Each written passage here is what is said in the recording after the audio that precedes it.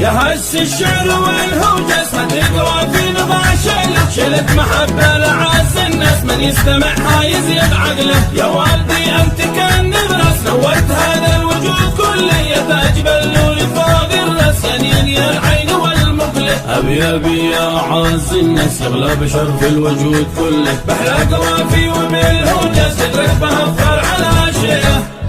يا والدي يا سنة طاري، كيف اسعدك كيف بجازي، كيف اسعدك يا سنة عمري، ما ظن الاقوال باتوا فيك. حتى ولو صرت فيك شعري وقلت يابا انا افديك، تبقى المالك انت يا فخري، والفخر يزداد منك فيه.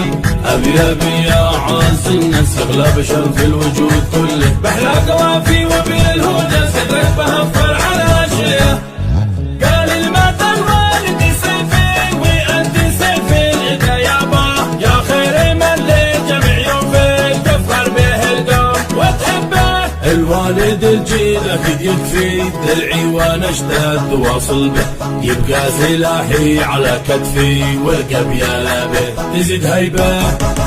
قال المثل من معي صاحب مخلص وفينا لما يرغب، وانا اقول المثل كاذب ما دمعي مثل هذا الاب. ابي هو الاخ والصاحب وهو سلا خاطري والقلب، اشتد بالفؤاد تعب فهو دوا كل من يتعب. ابي يا اعز الناس، يغلى بشر في الوجود كله، بحلى قوافي وبالهوجاز قدرك بها افخر على شيله، قدرك بها افخر على شيله. السلام عليكم.